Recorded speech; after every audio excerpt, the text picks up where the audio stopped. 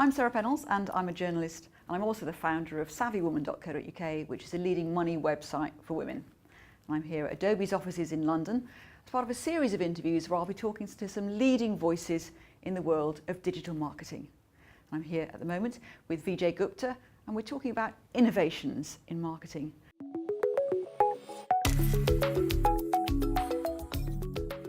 So what's happening is a lot of organizations, financial services institutes are already using AI. They most likely do not fully realize that things that they're using is backed by one or the other sort of AI. And the way I make sense of all the things that are going around, specifically in financial services institutes, is I use a framework by Professor Malone of MIT. And the way he describes organizations absorb AI is as follows. They use AI as a tool, as an assistant, as a peer, or as a manager. And if you look at what's happening in the world of financial services, there are a lot of companies who are using AI as a tool to do, let's say, first level authentication. So fingerprint recognition, facial ID, voice recognition to authenticate who you are. So banks like HSBC, First Direct, they use that regularly. And that's typically using AI as a tool.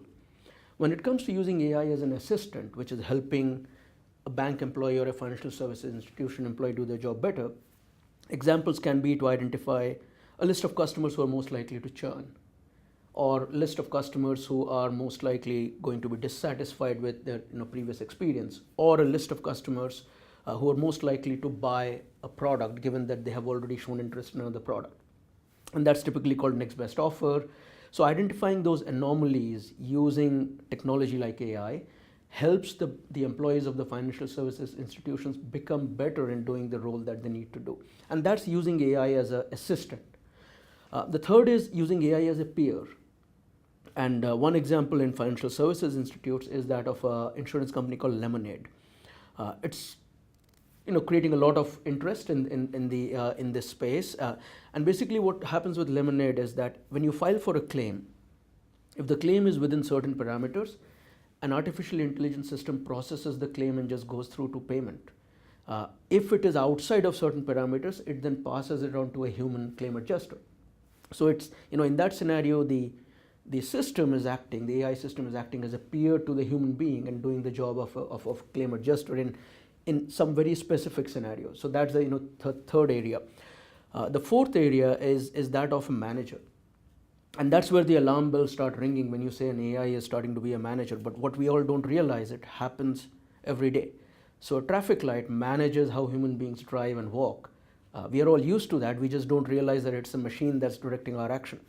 So when you apply that to financial services as a manager, you can have a scenario like what happens with a bank in the Nordics, where they use an AI system to understand the context of an email or a message, and they route it to the right person or the right business unit. And in that scenario, the AI system is acting as a manager of allocating workload to individuals who need to act on that. So those are the four stages. So when we hear about companies investing in AI in our digital trends report, essentially they are using one or more of those of stages, specifically in the financial services sector. Vijay, thanks very much. My pleasure.